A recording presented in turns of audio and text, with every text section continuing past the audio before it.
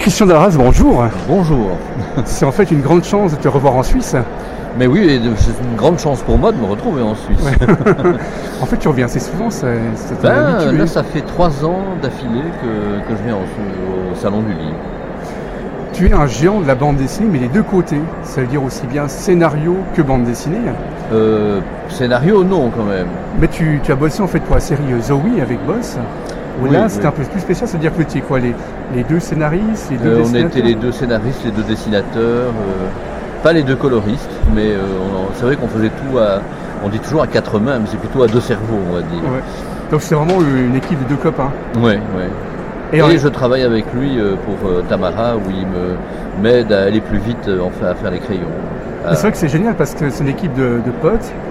En fait, ça fait des années que vous travaillez ensemble. Et vous avez toujours le même plaisir à bosser ensemble, c'est ça qui est sympa. Mais oui, il y a eu une grande parenthèse après qu'on ait fait notre série dans Tintin, Donjons et Dragons. J'ai fait le gang Mazda, et puis pendant ce temps-là, on ne s'est pas trop vu. Et puis on a rencontré l'éditeur Schlierf de Dargo Benelux, qui nous a demandé si on ne voulait pas remettre le couvert avec Zoe. Et on s'est dit, bah ouais, ok, on y va. Et puis c'est comme ça qu'on a recommencé à bosser ensemble. Mais avec Zoe, vous étiez encore plus en avance parce que c'était avant Harry Potter, donc vous étiez vraiment des génies, c'est-à-dire vous avez pensé déjà à ce qui pouvait marcher. Mais oui. Même avant, on avait eu un petit souci avec Histoire sans fin. Mais oui, surtout qu'en plus on a écrit Zoe avant que le bouquin Histoire sans fin soit écrit. Ouais. 1 an avant. Donc on n'a jamais très bien compris. Nous, chez Dupuis, ils nous ont demandé de changer, que ce soit plus trop magique parce qu'il y avait Histoire sans fin. Mais on aurait dû leur faire un procès, en fait. Vous avez gagné, maintenant vous serez les Harry Potter de la bande dessinée. Oh. Peut-être sans aller jusque-là, ouais. Ça aurait peut-être mieux marché. Oui. Et pour toi, la bande dessinée, c'est vraiment une histoire d'amitié, parce qu'après, bien sûr, on a parlé du gang Mazda. Et c'est aussi l'histoire de copains avec, oui, avec c'est vrai, Isler, en fait. avec justement Mitchell, avec aussi Boss. Oui, oui. Et c'est vrai que tu bosses beaucoup sur le film de l'amitié. Oui, c'est vrai que les séries sont... Oui, c'est vrai. On reste assez copains. Et la grande série maintenant qui cartonne, c'est Tamara. Mais là, on change de registre. Là. Oui, là, c'est plutôt de la bande dessinée familiale. Oui. Moi, justement, Tamara, c'est qui pour toi? Parce que tout le monde la connaît, c'est une héroïne qui est rondelette, mais qui est une superbe héroïne. C'est une bande dessinée qui est vraiment pour la tolérance, qui est contre le racisme. Il y a une superbe morale par rapport à cet album-là.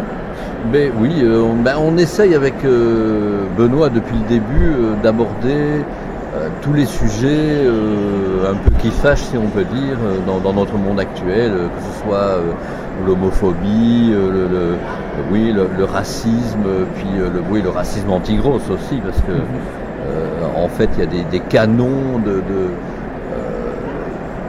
qui obligent les filles à être d'une certaine façon, c'est totalement dictatorial, quoi. Et donc on essaye de faire une BD qui parle de la différence et de l'acceptation de soi. Et là, 14e album, c'est presque l'âge de Tamara, mais non, là on est en train de dessiner le 13 et le 12e vient de sortir. Excuse-moi, d'accord, oui. J'ai marqué, et le 14e est déjà en chantier. Oui, en plus, c'est le 12e tome, oui. Mais pour toi, Tamara, elle aurait quel âge? C'est une ado? C'est-à-dire qu'en fait, Tamara, on a décidé qu'elle resterait à 15 ans et demi, mais elle évolue. C'est-à-dire qu'elle grandit émotionnellement tout en gardant toujours le même âge. Disons qu'on l'a fait évoluer, mais on raconte toujours des histoires d'ados de cet âge-là parce qu'on n'en a pas encore fini avec tout ce qui peut se passer dans la vie d'une adolescente et dans ses difficultés à se réaliser. Et là, dans le dernier album, justement, avec Diego, il y a une petite distance qui se fait. Mais oui, d'abord, il y a une distance physique, puisqu'on l'envoie dans un internat parce qu'il est très mauvais en maths et on va un peu le faire travailler là-bas. Et cette distance, comme le dit le titre de l'album, Loin des yeux, souvent c'est comme ça que se finissent les histoires d'amour. Que ce soit par exemple une belle amour d'été, parfois elle ne survit pas au retour des plages, quoi. Et là, je ne vais rien dire sur ce qui se passera, mais c'est un des sujets qu'on avait envie d'aborder. Et voilà, ça tombait bien. C'est-à-dire les difficultés amoureuses.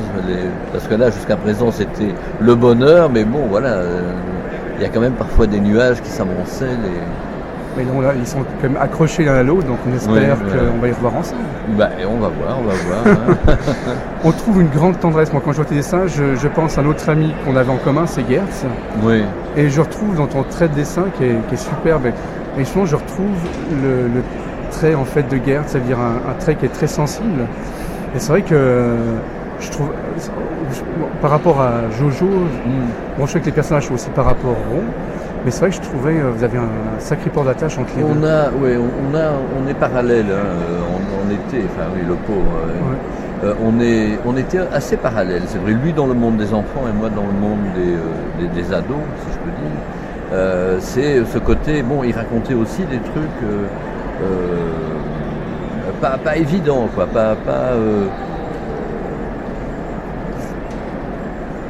Un peu de la vie de tous les jours. Oui, voilà, la vie de tous les jours, et puis des difficultés aussi. Ce gamin, il n'a pas de papa, puis bon, on le découvre après. Il essaye de lui retrouver une maman, de se retrouver une maman, il vit avec sa mamie. Enfin, tout ça n'est pas. C'est pas une BD comme Boule et Bill où tout est vraiment bien rangé, où tout. La BD d'antan, je vais dire. De l'époque où aussi on ne pouvait pas dire grand chose. On pouvait pas. Dupuis nous a permis avec Tamara et a permis aussi à André vraiment d'aborder tous les sujets. Et moi je les remercie d'ailleurs de nous avoir offert cette possibilité. Mais justement avec Tamara. On n'a jamais été censuré, on nous a jamais dit. Juste ils ont un peu tiqué sur le fait qu'elle soit enceinte. Là il fallait quand même que. Ils nous ont demandé de changer la couverture qui au départ s'appelait Enceinte, point d'interrogation bien frontale, mais maman, je rigole, un truc plus consensuel, on va dire. Mais enfin, c'est pas bien méchant par rapport à ce qu'ils nous ont permis de raconter. Donc c'est quand même une grande liberté, ça qui est bien. Mais oui, on pourrait croire pourtant. C'est chez un éditeur quand même traditionnellement catholique et bien pensant. Il y a beaucoup d'eau qui est passée sous les ponts et c'est. Mais il faut dire aussi qu'on raconte la vérité. On raconte ce qui se passe. Et souvent les gens se voilent la face et ne veulent pas voir la réalité du monde. Et là avec Tamara, on peut dire qu'il y a un petit collector qui a été fait, c'est-à-dire que vous avez sorti les guides. Donc il y a un tome qui est sorti. Est-ce qu'on peut imaginer qu'il y aura un deuxième tome? Mais ça n'a pas vraiment marché comme on l'avait imaginé. Donc c'est un petit peu comme en stand-by, un peu au frigo, quoi. Mais on s'était bien amusé à faire ça.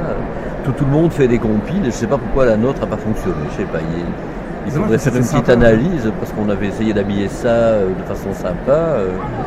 C'est d'ailleurs ma femme qui s'est occupée de faire tout l'habillage, le look, on va dire. Et il y a peut-être une autre question un peu indiscrète, Tamara. Pour toi, c'est qui? C'est un peu comme ta fille? Parce qu'en fait, tu es beaucoup avec elle par rapport au dessin. C'est vrai que tu vis avec Tamara, vu que c'est un personnage que tu as aussi en toi. C'est qui pour toi dans ta famille? Mais dans ma famille, j'ai une vraie fille, donc je ne vais pas lui faire l'affront de lui dire que j'en ai une fausse. Comme ça se passe dans la BD, où le père loue une nana pour l'enfant, mon Dieu. En fait, c'est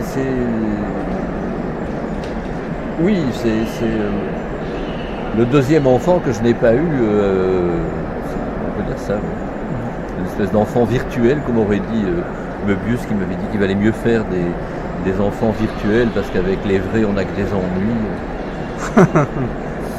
Okay. Merci beaucoup. Voilà. C'est gentil, merci. Mais c'est moi qui te remercie.